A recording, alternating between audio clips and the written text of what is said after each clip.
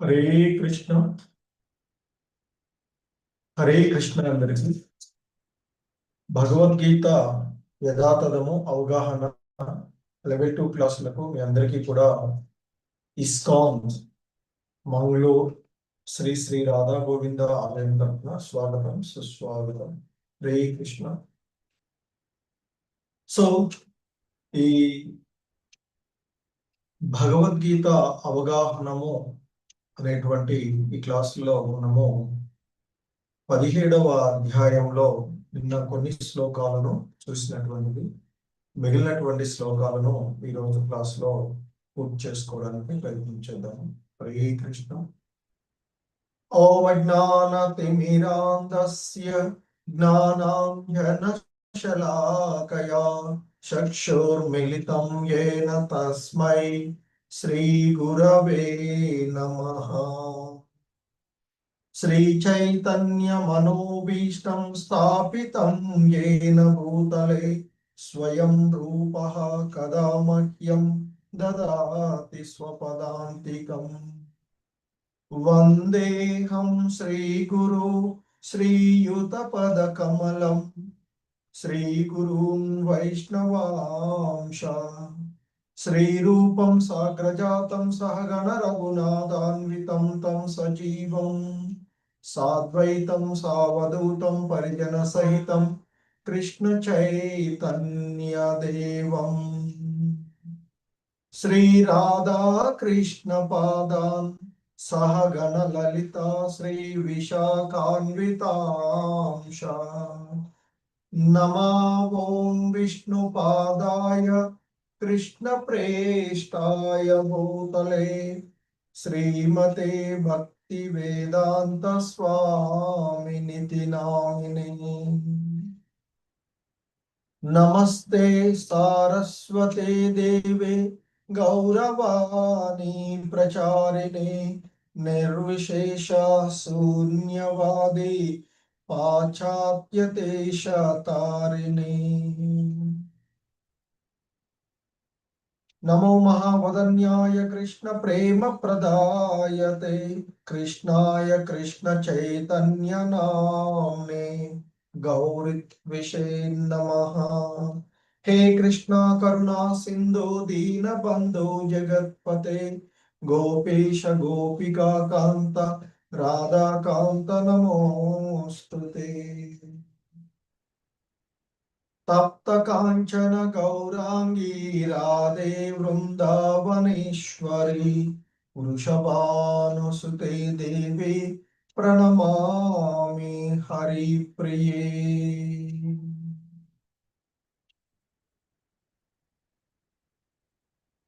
వాంఛాకల్పతరుభ్యశ్చ కృపా సింధుభ్య ఏవ చ పతితానాం పావనేభ్యో వైష్ణవేభ్యో నమో నమః. జయ శ్రీ కృష్ణ చైతన్య ప్రభు నిత్యానంద శ్రీ అద్వైత గదాధర శ్రీవాసాది గౌర భక్త వృంద. హరే కృష్ణ కృష్ణ కృష్ణ హరే హరే హరే రామ రామ రామ హరే హరే.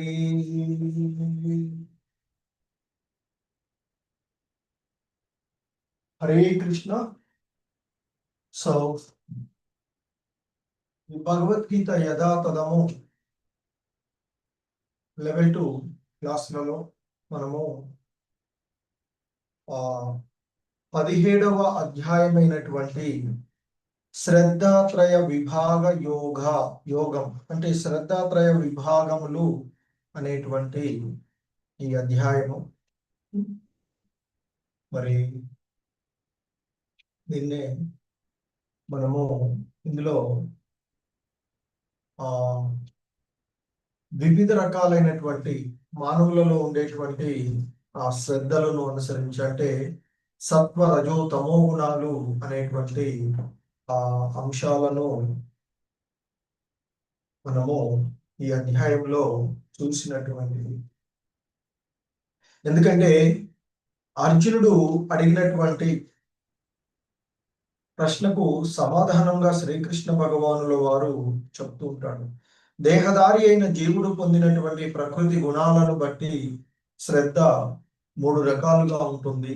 అదే సాత్వికము, రాజసికము, తామసికము అని. వాటి గురించి నేను ఇప్పుడు చెప్తాను నీకు అంటూ మొదటగా ఆయన ఆ గుణాలను బట్టి వాళ్ళ యొక్క అర్చనా విధానము, సత్వగుణంలో ఉన్నవారు దేవతలను పూజించగా, రజోగుణంలో ఉన్నవారు రాక్షసులను పూజిస్తారు అని, తమో గుణంలో ఉన్నవారు భూత ప్రేతాలను పూజిస్తారు అని, అలాగే ఇక శాస్త్రాలలో చెప్పబడినటువంటి ఆ చెప్పబడని అటువంటి ఆ తీవ్రమైనటువంటి తపో వ్రతాలను గర్వంతోనూ అహంకారంతోనూ మరి చేసేటువంటి వాళ్ళు ఆసురులుగా భావించబడతారు అని, అలాగే మరి ఆ అటువంటి వాళ్ళు వారి యొక్క దేహ అవయవాలనే కాకుండా వారి యొక్క హృదయాలలో ఉన్నటువంటి ఆ పరమాత్ముడు కూడా ఆటంకం కలిగిస్తారు అని. ఇక తదుపరి ఆయన మనిషి ఇష్టపడేటువంటి ఆహారము ప్రకృతి గుణాలను అనుసరించి మూడు రకాలుగా ఉంటుంది అని. సాత్వికమైన ఆహారము, రాజసిక తామసిక ఆహారాలు అంటూ మరి సత్వగుణంలో ఉన్నవారు ఇష్టపడేటువంటి ఆహారము ఏ విధంగా ఉంటుంది అనేటువంటిది, అలాగే రజోగుణంలో ఉండేవారి ఆహారము ఏ విధంగా ఉంటుంది అనేది, ఇక తామసిక గుణంలో ఉన్నవారు ఇష్టపడేటువంటి ఆహారాలు ఏ విధంగా ఉంటాయి అని, అలాగే మనం తీసుకున్నటువంటి ఆహారాన్ని బట్టి మన యొక్క విధానము ఉంటుంది అనేటువంటి అంశాలను మనం చూసినటువంటి. అలాగే మరి యజ్ఞాలు మూడు రకాలు అని, సాత్విక యజ్ఞము, రాజసిక యజ్ఞము, తామసిక యజ్ఞము అని, అలాగే మరి వాటిని గురించి మనము పూర్వపు శ్లోకాలలో చూసినటువంటి. ఇంకా ఈరోజు మనము చూడబోయేటువంటి అంశాలలో ముఖ్యంగా తపస్సులు, గుణాలను అనుసరించి తపస్సులు ఉండేటువంటి విషయాలను మరి ఆయన ఇక్కడ మనము ఈ 14వ శ్లోకం నుండి చూసేటువంటి అంశాలు. సో ఆయన చెప్తూ ఉన్నటువంటి అంశంలో దేవాది దేవుడైనటువంటి శ్రీకృష్ణ భగవానుడు ఇంకా కొనసాగిస్తూ అర్జునుడితో చెప్తూ ఉన్నటువంటి దేవద్విజ గురు ప్రాజ్ఞా పూజనం చౌచమార్జవం బ్రహ్మచర్య మహింసా చ శరీరం తప ఉచ్యతే. సో ఇక్కడ చెప్తూ ఉన్నారు, దేవదేవుని, బ్రాహ్మణులను, గురువులను, తల్లిదండ్రుల వంటి పెద్దలను పూజించడము, పవిత్రంగా ఉండడము, శుచిత్వము, సరళత్వము, బ్రహ్మచర్యము, అహింస అనేవి శరీరంతో చేసే తపస్సులుగా చెప్పబడతాయి. అంటే శారీరక తపస్సులో ఇవి ఉండేవి అని చెప్తున్నారు. అంటే ఇక్కడ ముఖ్యంగా భగవంతుడు వివిధ రకాలైనటువంటి తపస్సులను వివరిస్తూ ఉన్నాడు.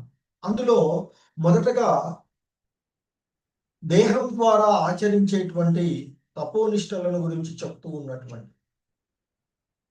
ఎందుకంటే మరి భగవంతుని లేదా దేవతలను, అలాగే పూర్ణ యోగ్యులైనటువంటి బ్రాహ్మణులను, గురువులను, మార్గదర్శులైనటువంటి గురువులను, అలాగే తల్లిదండ్రులను, మరి వేద జ్ఞాన నిపుణులైనటువంటి పెద్దలను గౌరవించాలి లేదా గౌరవించడం నేర్చుకోవాలి అనేది మనకి చెప్పబడుతుంది. అలాగే వారికి తగినంత గౌరవం ఇవ్వాలి అని.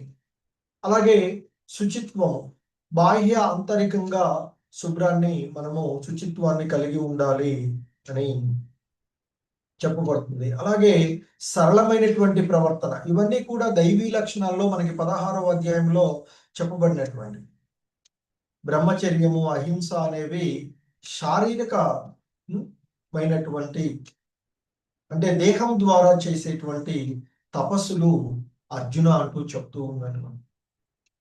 సో ఇంకా చెప్తూ ఉన్నారు, అనుద్వేగకరం వాక్యం సత్యం ప్రియహితం చయత్ స్వాధ్యాయాభ్యాసనం చైవ వాస్మయం తప ఉచ్యతే. మరి ఇంకా చెప్తూ ఉన్నారు ఆయన, మరి ఉద్వేగము కలిగించని మాటలు, సత్యములు, కోపము పుట్టించనివి, ప్రియహితమైనవి మరియు నిత్య వేదశాస్త్ర పఠనము, ఇవి వాక్కు సంబంధించిన తపస్సులు. మొదట దేహానికి సంబంధించినవి అయినటువంటి తపస్సులను గురించి చెప్పిన తర్వాత, అంటే వివిధ రకాలైనటువంటి తపోనిష్టలను గురించి చెప్తూ ఉంటే అందులో మొదటగా మనకి ఇక్కడ అంతకుముందు చెప్పినటువంటిది దేహపరమైనటువంటి తపోనిష్టలను చెప్పినటువంటిది. తదుపరి మరి వాక్ సంబంధితమైనటువంటి వాచిక తపస్సు, ఇంతకుముందు మైనటు శారీరక తపస్సు, అది దేహ తపస్సు. ఇప్పుడు చెప్తూ ఉన్నటువంటిది వాక్ అంటే వాచిక తపస్సు అని చెప్తున్నారు. ఏంటి మరి వాచిక తపస్సు అనేది? ఉద్వేగము కలిగించనివి, అంటే ప్రియమైన మాటలు, ఎవరికి ఎటువంటి కోపాన్ని కానీ లేదా బాధలను కానీ కలిగించకుండా ప్రియమైనటువంటి మాటలు, అలాగే సత్యము, ఇతరులకు కోపాన్ని తెప్పించకుండా ఉండేటువంటివి, ఇతరులను కలతకు గురి చేయకుండా ఉండేవి, అటువంటి మాటలను పలకడము. అంతేకాకుండా మరి నిత్య వైదిక శాస్త్రాలను చదవడము, ఇవన్నీ కూడా వాచిక తపస్సులు అని చెప్పబడతాయని చెప్తారు. ఎందుకంటే ఇతరుల యొక్క మనసును కలత చెందే రీతిగా మనిషి మాట్లాడకూడదు అనేది మనకి చెప్పబడుతుంది. మరి సత్యాన్ని పలకాలి అని చెప్పబడుతూ ఉన్నటువంటిది. మరి ఇలా మనసు కలతపడేటట్లు మాట్లాడకూడదు అని చెప్తున్నారు. ఇటువంటి వాక్కుకు సంబంధించినటువంటి తపస్సు అని చెప్తున్నారు. ఇదే కాకుండా అలాగే మనిషి కూడా ఇంకా వాక్కు సంబంధమైనటువంటి దాంట్లో వ్యర్థమైనటువంటి ప్రసంగాలు కూడా చేయకూడదు అని చెప్పారు. ఎందుకంటే ఏదో సొల్లు కబుర్లు చెప్పుకుంటూ పోతాం, ఆ సినిమాలు, ఈ సినిమాలు, ఇవి వాడిది వీడిది అని అనవసరమైనటువంటి వాటి వల్ల వచ్చేటువంటి ఉపయోగం ఏమీ ఉండదు. దానికి బదులు ఏదైనా భగవత్ సంబంధమైన కథలను చదవడం, ఆ విషయాలను వినడం అనేది ఉత్తమంగా చెప్పబడుతుంది. కనుకనే మనిషి వ్యర్థ ప్రసంగాలు చేయకూడదు అని చెప్తూ ఉంటుంటారు. మరి శాస్త్రాలలో చెప్పబడినటువంటి విషయాలనే పలకాలి అని, అదే ఆధ్యాత్మిక సమూహాలలో మాట్లాడేవి, ఆధ్యాత్మికమైనటువంటి మరి సాధు సంగమంలో జరిగినప్పుడు మన ఇష్టానుసారం మనకి దోచిన విషయాలుగా మాట్లాడకూడదు అని చెప్తూ ఉంటారు. శాస్త్రాలలో ఏ విషయాలు చెప్పబడ్డాయో ఆ విషయాలను గురించే మాట్లాడాలి. మనం మాట్లాడే ప్రతిదానికి కూడా శాస్త్ర ప్రమాణం నుండి నిదర్శనం చూపగలగాలి. అంతేకాని మన ఇష్టానుసారంగా మనకి ఇష్టం లేదు కదా అని చెప్పేసి మన మన సొంత వాక్యాలని ఎక్కడ కూడా ప్రయోగించకూడదు అని చెప్తుంది మానసికమైనటువంటి వాక్కులలో, సారీ వాచికమైనటువంటి తపస్సు. అలాగే మనం మాట్లాడేటప్పుడు మన సంభాషణలో చెవులకు ప్రియంగా, అత్యంత ప్రియంగా ఉండాలి. ఇతరులకు ఎటువంటి ఇబ్బందులు కలగకుండా ఉండాలి. సో ఆ విధంగా మనము ఆ వాక్కు సంబంధమైన తపస్సులను ఆచరించాలి అని చెప్పబడుతూ ఉన్నాయి. ఇంకా చెప్తూ ఉన్నారు,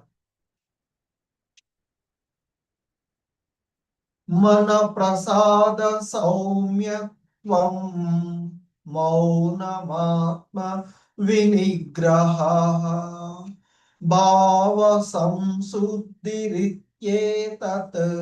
తపో మానసముచ్యతే. ఆలోచనలలో ప్రశాంతత, మృదుత్వము, మౌనము, ఆత్మ నిగ్రహము మరియు భావములో పవిత్రత, ఇవన్నీ కూడా మనసు యొక్క తపస్సు, మానసిక తపస్సులుగా చెప్తున్నారు అని పేర్కొనబడ్డాయి అర్జున అంటూ శ్రీకృష్ణ భగవానులు, దేవాది దేవుడైనటువంటి శ్రీకృష్ణ భగవానులు వారు చెప్తూ ఉన్నటువంటి విషయాలు. అంటే సంతృప్తి, సరళత్వము, మౌనము, ఆత్మ నిగ్రహము, స్వీయ అస్తిత్వము, మరి అంటే ఆ స్వీయ అస్తిత్వాన్ని పవిత్రీకరించుకోవడము అనేవి మానసిక తపస్సులు అని చెప్తున్నారు. మనసును తపోసంపన్నం చేయడం అంటే మానసికమైనటువంటి తపస్సులు. తపస్సంపన్నం చేయడం అంటే ఇంద్రియ భోగాల నుండి ఆ మనసును వేరు చేయడం, మనసును మన ఆధీనంలో ఉంచుకోవడం.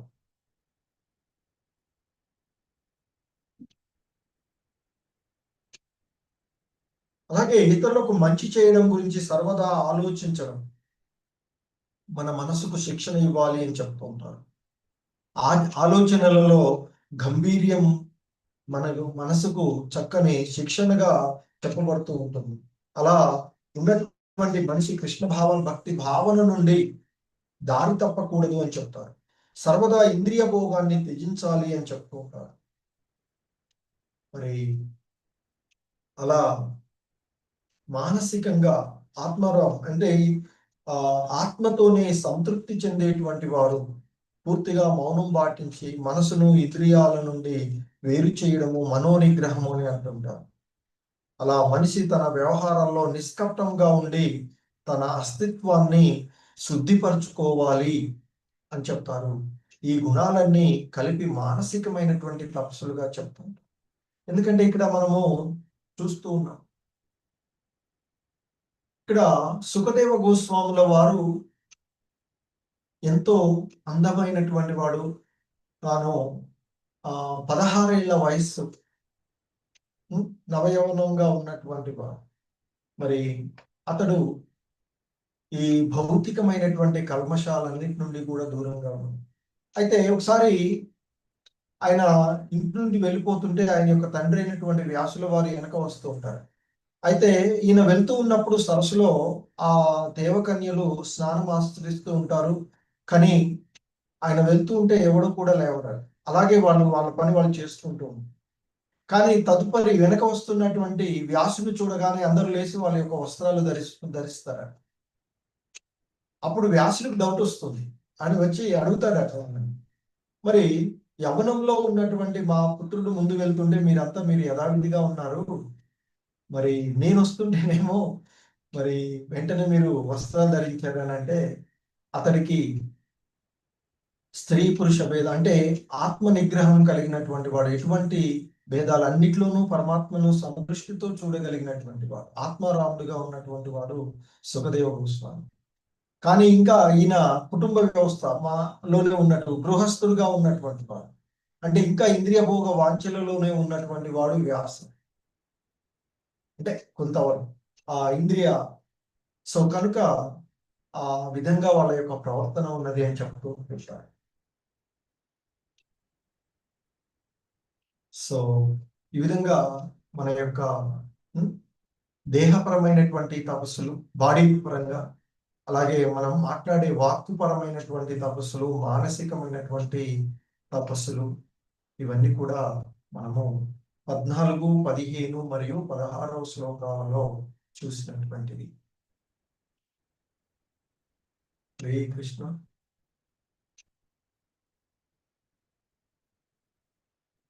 సో ఇంకా చెప్తూ ఉన్నారు మరి ఆ తపస్సులలో దేహపరమైనవి, వాచిక తపస్సులు, మానసిక తపస్సుల గురించి చెప్పినాక మరలా ఇవి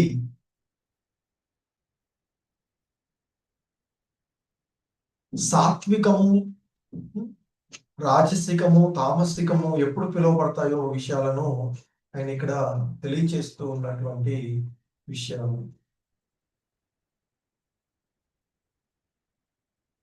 హరే కృష్ణ. సో ఇంకా ఈ విధంగా కొనసాగిస్తూ చెప్తూ ఉన్నారు.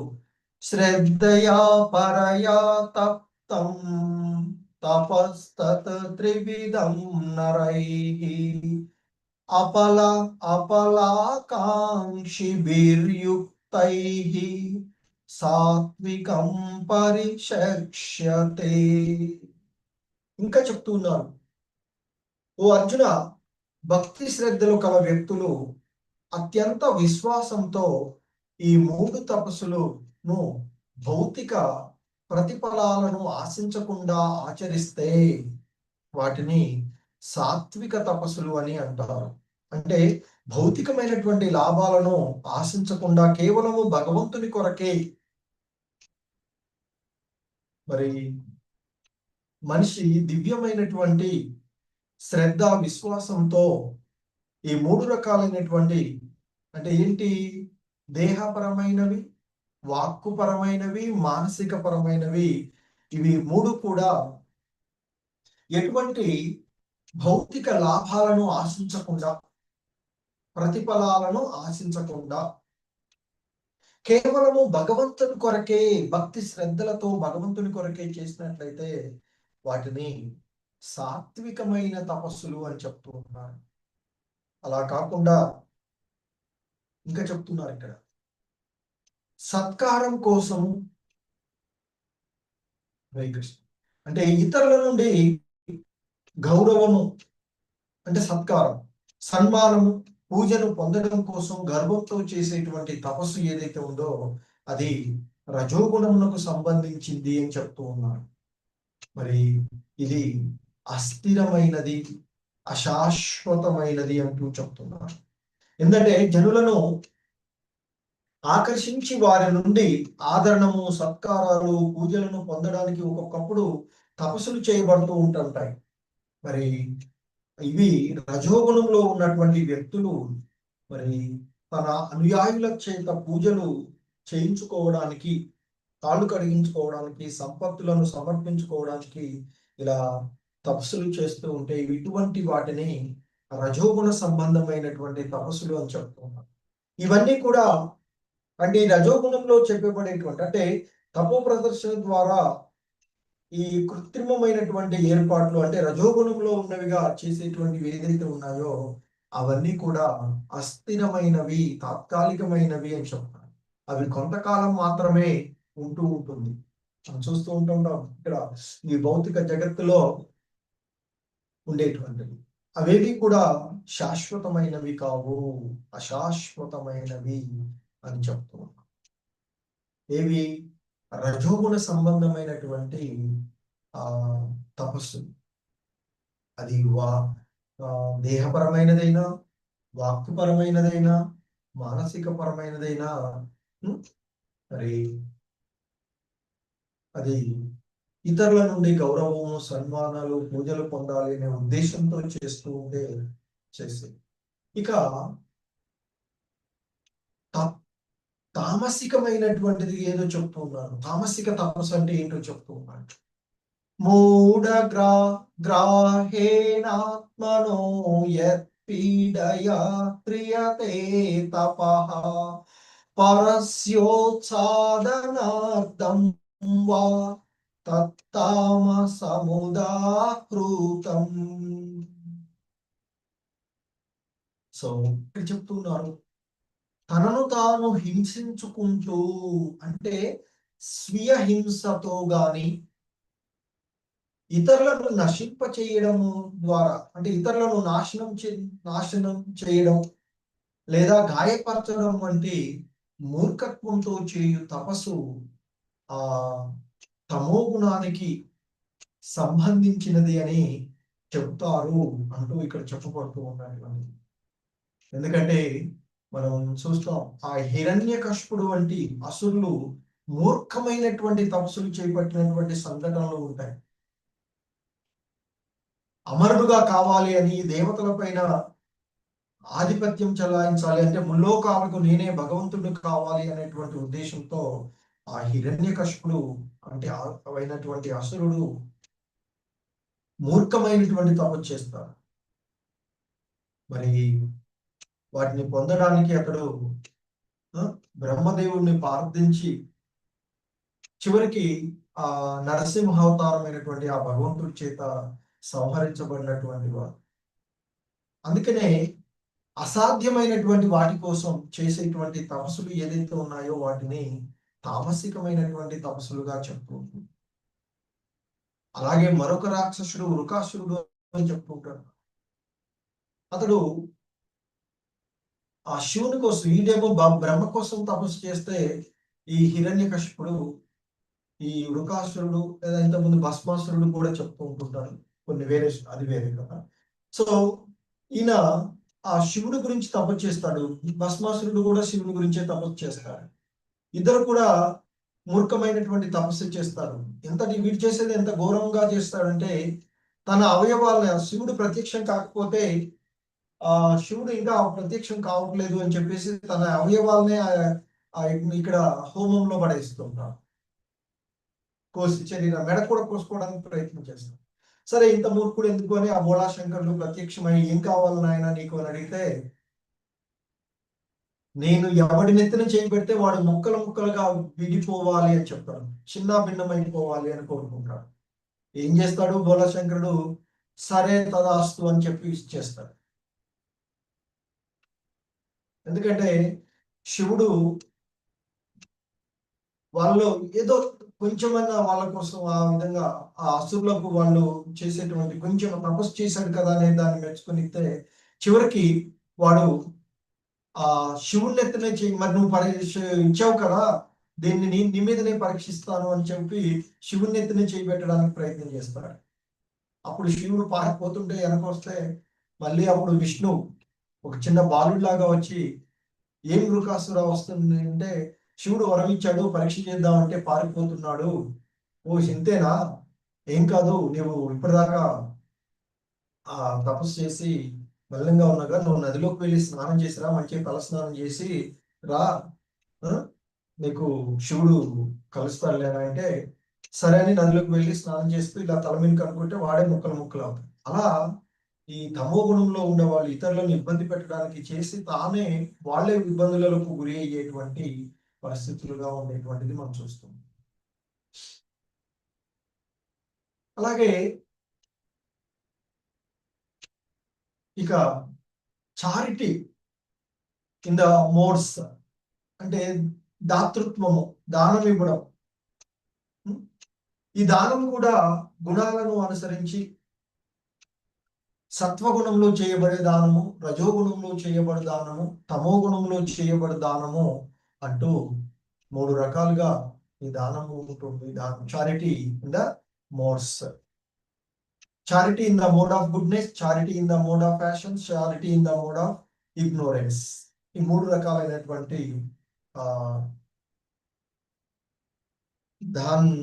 దానాలను చూస్తాం. మరి ఏంటి సాత్వికమైనటువంటి దానము అంటే ఇక్కడ చెప్తున్నారు, దాతవ్యమితి యద్దానం దీయతేనుపకారిణి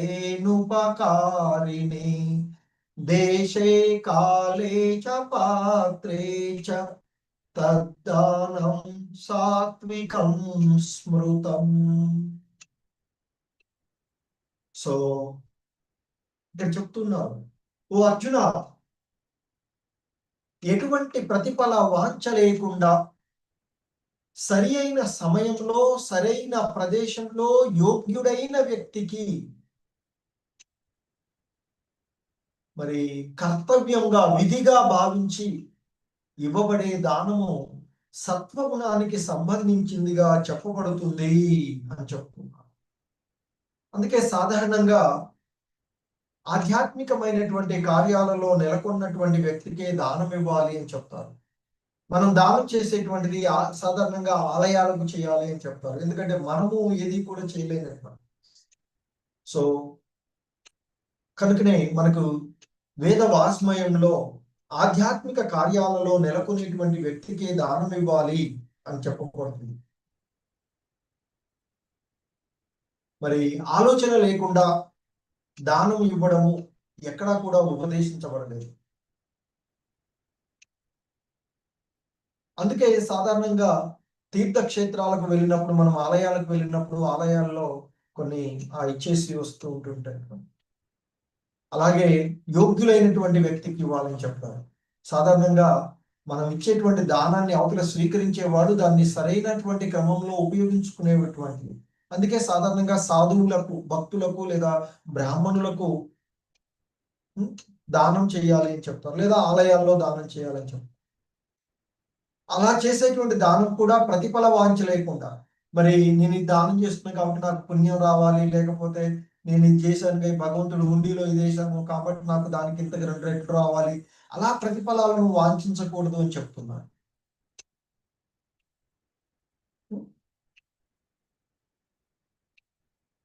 మరి మనం ఒక్కొక్కసారి ఎంతో పేదవాడు కదా అని చెప్పేసి దానం ఇవ్వడానికి ప్రయత్నం చేస్తే, ఆ పేదవాడు సరైనటువంటి వాడు యోగ్యుడు కాకపోతే మరి అది దానం చేసిన వాడికి కూడా ఆధ్యాత్మిక ప్రగతికి ఆటంకాన్ని కలిగిస్తూ ఉంటుంది. ఎందుకంటే వాడు పేదగా ఉన్నాడని వాడికి దానం చేస్తే వాడు దాంతో ఏదైనా దుర్మార్గమైన పనులు చేశాడు అనుకో, లేదా తాగుడికి, లేదా బానిసగా ఉండి ఇంకా ఏదికైనా ఉపయోగించాడు అనుకో, అది మనకే ఇబ్బందికరం అవుతుంది అని చెప్తాం. కనుకనే దానము ఎక్కడ పడితే ఎక్కడ, ఎప్పుడు పడితే అప్పుడు, ఎవరికి పడితే వారికి దానం చేయకూడదు అని చెప్పబడుతుంది. సో మరి అలా చేసేటువంటి దానము ప్రతిఫల వాంఛ లేకుండా సరైనటువంటి సమయంలో సరైనటువంటి వాళ్ళకి కర్తవ్య భావంతో చేసేటువంటిది సాత్వికమైన దానంగా చెప్పబడుతూ ఉన్నటువంటి.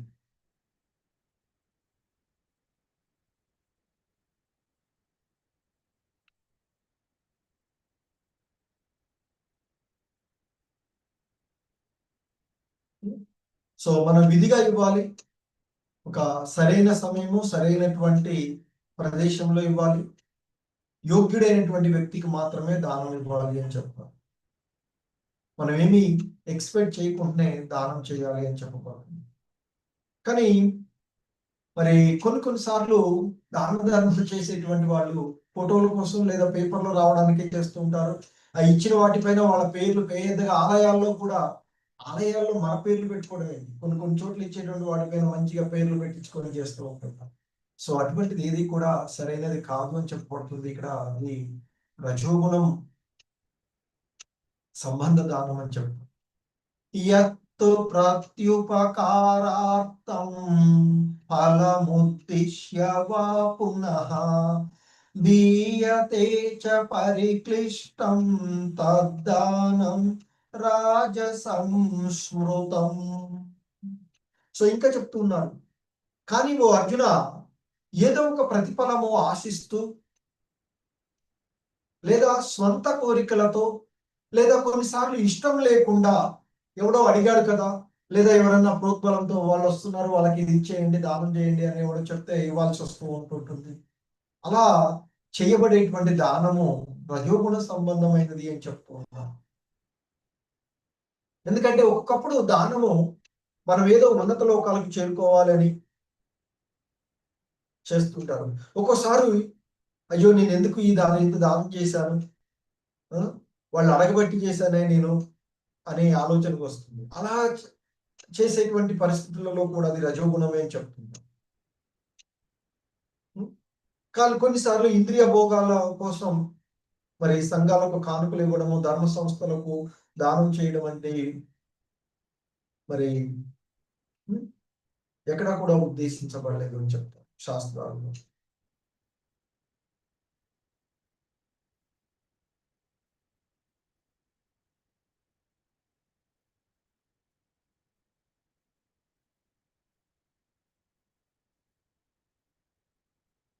ఇక మూడో రకమైనటువంటి దానం గురించి చెప్పుకున్నారు.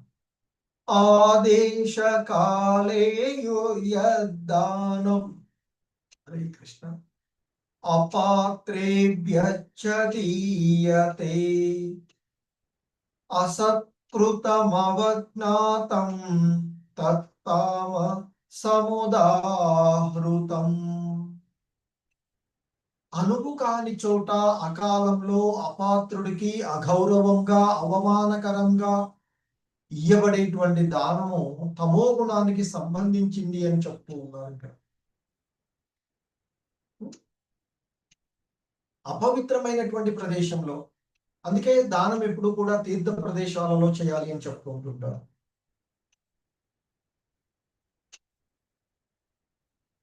అలాగే తగని సమయంలో, సరైనటువంటి సమయం కానప్పుడు, అయోగ్యులైనటువంటి లేదా తగినంత శ్రద్ధ గౌరవం లేనటువంటి వాడికి దానము చేయడం అనేది తమో గుణంలో చేసేటువంటి దానంగా చెప్పబడుతుంది. ఇక్కడ చూడండి, ఇక్కడ మనకి హెల్ప్ అడుగుతున్నాడు. For for what I need money for weed.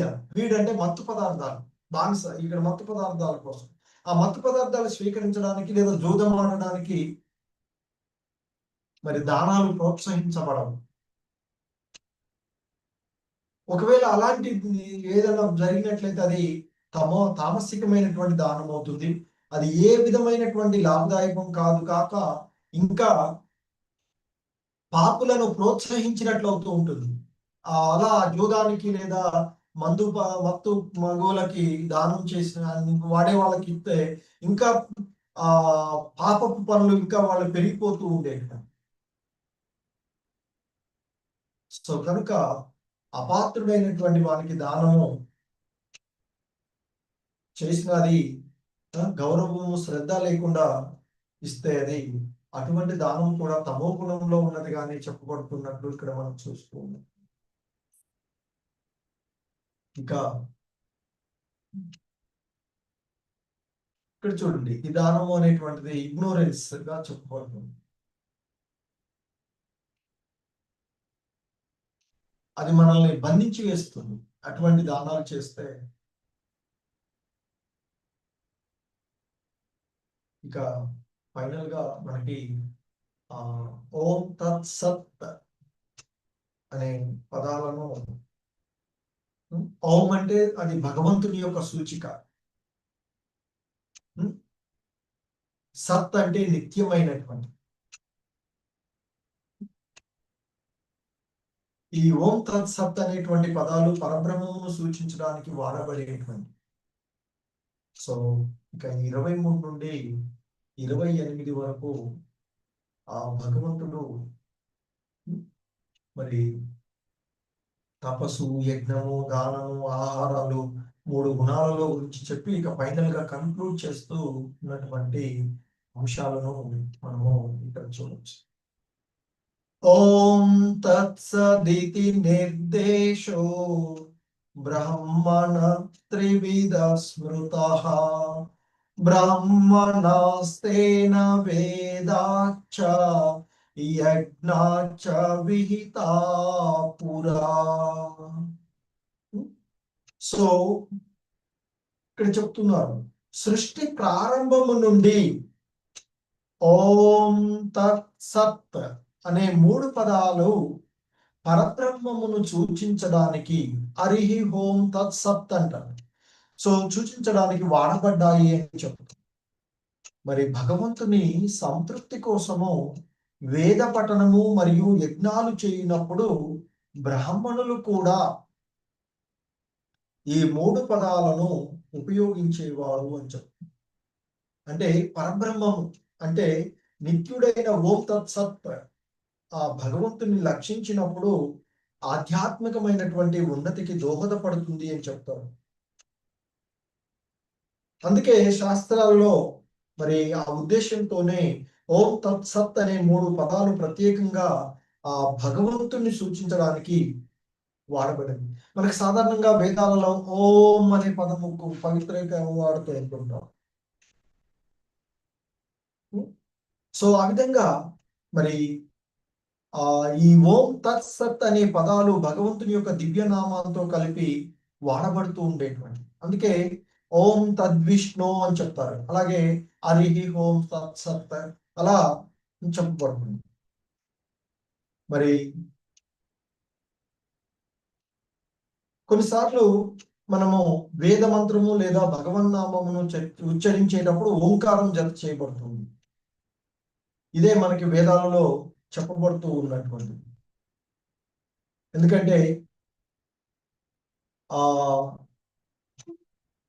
ఓం ఇత్యేతత్ బ్రహ్మణో నేదిష్టం నామాను చెప్పబడినటువంటి ఈ పదాలలో మరి ఇది ఋగ్వేదంలో ఉన్నటువంటి మొదటి లక్ష్యాన్ని సూచిస్తుంది అని చెప్తారు. సో అలా ఓం తత్సత్ మరి భగవంతుని కొరకే ఈ పదాలు వాడబడుతున్నాయి అనేది ఇక్కడ మనకి భగవద్గీత సూచించబడుతుంది. ఈ 3 పదాలతో తపస్సు, దానము, యజ్ఞము నిర్వహించినప్పుడు కృష్ణ భక్తిలో వర్తించినటువంటి, అంటే కృష్ణ భక్తి భావనలో పాల్గొన్న వాళ్ళు అవుతారు అని చెప్తారు.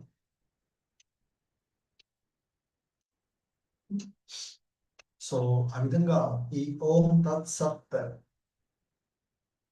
ఇంకా చెప్తున్నారు. తస్మాదోమిత్యుదాహృత్య యజ్ఞదాన తపక్రియాః ప్రవర్తంతే విధానోక్తాః సతతం బ్రహ్మవాదినాం. కాబట్టి యజ్ఞములు చేయటంలోను, దానములు ఇవ్వడంలోను, తపస్సులు ఆచరించడంలోను, వేద విధులు, వైదిక ఉపదేశాలను అనుసరిస్తూ ఎల్లప్పుడూ ఓంకారంతో ప్రారంభిస్తారు. ఎందుకంటే ఇంతకుముందు చెప్పినట్లుగా ఓం తద్విష్ణు పరమం పద అంటూ ఆ విష్ణు భగవాన్ని పాద పద్మములే పరమభక్తి పదము అంటూ మరి అలా ఉపయోగించబడేటువంటి పదాలు. ఇంకా చెప్తున్నారు, తదిత్యన్యభిసందాయ ఫలం యజ్ఞ తపక్రియాః దాన క్రియాచ వివిధాః క్రియంతే మోక్షకాంక్షిభిః. ప్రతిఫలములను ఆశించని వారు, అలాగే ఈ భౌతిక బంధనముల నుండి విముక్తి పొందడానికి ప్రయత్నించేవారు, అంటే ఫలవాంఛ లేకుండా మనిషి మరి తత్పదంతో నానా రకాలైనటువంటి, అంటే ముక్తిని పొందడానికి యత్నించేవారు తపస్సు, యజ్ఞము, దానము చేసేటప్పుడు తత్ అనేటువంటి పదాన్ని ఉచ్చరిస్తారు అని చెప్తున్నారు. అంటే ఫలవాంఛ లేకుండా తత్ అనే పదంతో నానా రకాలైనటువంటి యజ్ఞాలను, తపస్సులను, దానాలను తప్పక నిర్వహించాలి అని చెప్తున్నారు కృష్ణ భగవానుడు. భవబంధనము నుండి విముక్తి పొందడమే అటువంటి దివ్య కార్యం యొక్క ఉద్దేశము అని చెప్తున్నారు. మరి ఆధ్యాత్మిక స్థితికి చేరుకోవాలి అని మనిషి ఆలోచించినప్పుడు ఎటువంటి భౌతికమైనటువంటి లాభం కోసం పని చేయకూడదు అని చెప్తారు. ఆధ్యాత్మిక లోకానికి, అంటే భగవద్ధామాన్ని చేరుకోవడానికి చర్మ లాభం కొరకే, అటువంటి ప్రయత్నం కొరకే కర్మలను ఆచరించాలి అని చెప్తూ ఉన్నటువంటిది మనము ఇక్కడ చూస్తూ ఉన్నాము.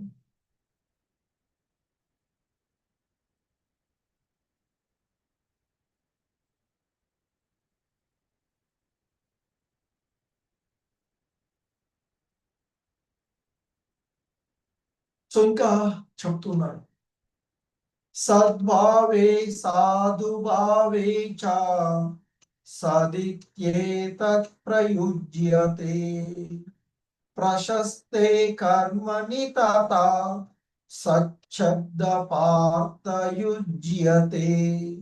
సత్ అన్న పదానికి అర్థము సనాతనమైన అస్తిత్వము మరియు మంగళప్రదము అని అర్థం అని చెప్తుంది.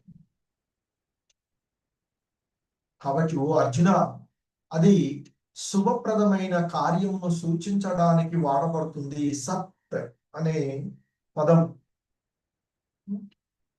ఎందుకంటే ఇక్కడ సద్భావే అంటే పరమ పురుషుని భావనలో అని అర్థం. ఆ సత్ అనేటువంటి ఆ పదం ఏదైతే ఉందో అది నిత్యమైనటువంటిది, శాశ్వతమైనది అనే భావన వస్తుంది. సో కనుక ఈ పదాన్ని సనాతనమైన అస్తిత్వము మరియు మంగళప్రదమైనది అని సూచించడానికి వాడబడుతుంది. అది శుభప్రదమైన కార్యమును సూచించడానికి కూడా వాడబడుతుంది అర్జున అంటూ చెప్తూ ఉన్నటువంటి.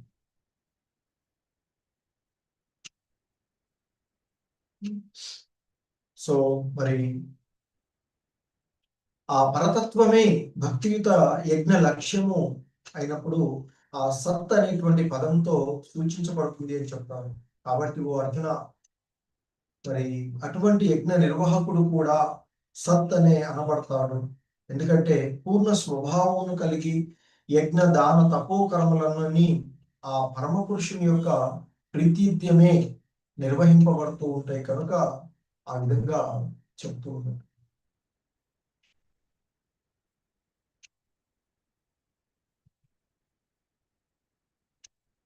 యజ్ఞే తపసి దానే చ స్థితి సదితి చోచ్యతే కర్మ చైవ తదర్థీయం సదిత్యేవాభిధీయతే. యజ్ఞము తపస్సు మరియు దానములను ఆచరించడంలో నిమగ్నం అవడాన్ని కూడా సత్ అనే పదము వివరిస్తుంది అంటూ చెప్తున్నాను.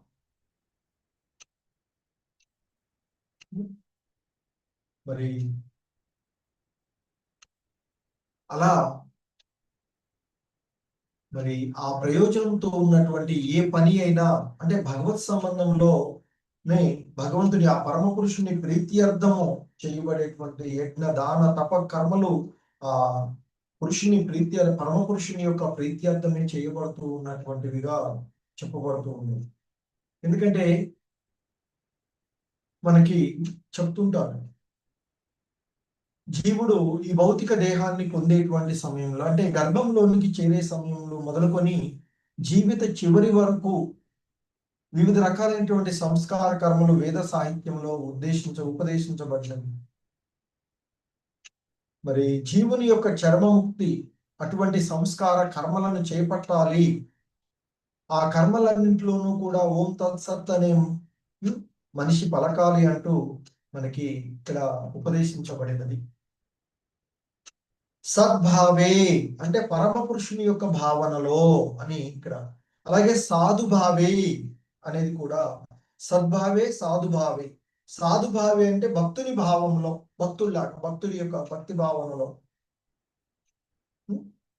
సో ఈ రెండు పదాలు కూడా దివ్య స్థితిని సూచిస్తూ ఉన్నాయి అనేది ఇక్కడ మనకి అంతకుముందు 26వ శ్లోకంలో చెప్పబడినటువంటి ఆ పదం.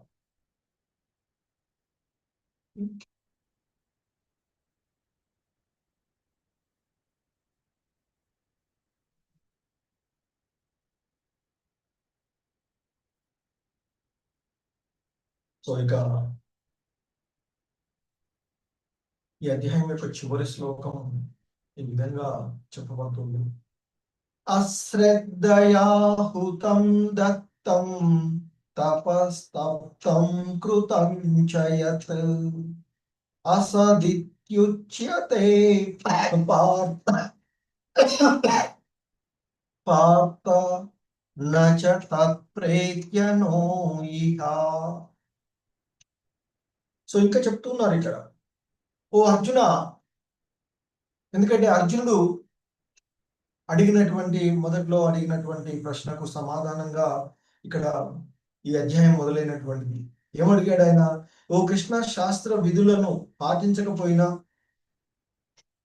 తమ స్వంత కల్పనలను అనుసరించి పూజలు చేసే వారి పరిస్థితి ఏమిటి అని. అందుకే ఇక్కడ చెప్తున్నాను, ఓ అర్జున, భగవంతుని పైన విశ్వాసం లేకుండా చేయబడేటువంటి యజ్ఞమైన, దానమైన, తపస్సై వంటిది ఏదైనా అశాశ్వతము. అంటే శాస్త్ర సంబంధం కాకుండా తన ఇష్టానుసారంగా ఎవడైనా ఏదైనా ఆచరిస్తే అది అశాశ్వతమైనది అంటూ చెప్తున్నాను. అంటే భగవంతుని పైన శ్రద్ధ విశ్వాసాలు లేకుండా చేయబడేటువంటిది ఏదైనా అది దానమైన, యజ్ఞమైన, తపస్సు అయినా అశాశ్వతము అయినది అని చెప్తారు. అటువంటిది అసత్ అని పిలువబడుతుంది అని చెప్తారు. మరి అటువంటి అసత్ ఈ జన్మలో గాని తదుపరి జన్మలో గాని అతడికి ఉపయోగపడదు అని చెప్పబడుతూ ఉంటుంది. యజ్ఞమైన, దానమైన, తపస్సైన, ఆధ్యాత్మిక లక్ష్యం లేకుండా చేయబడేటువంటిది ఏదైనా పనికిరానిదిగానే ఈ అధ్యాయం ద్వారా మనకి తెలుస్తూ ఉన్నటువంటి అంశం. అందుకే అటువంటి కర్మలను దుష్టమైనవిగా ఈ శ్లోకంలో మనకి చెప్పబడుతూ ఉన్నటువంటి.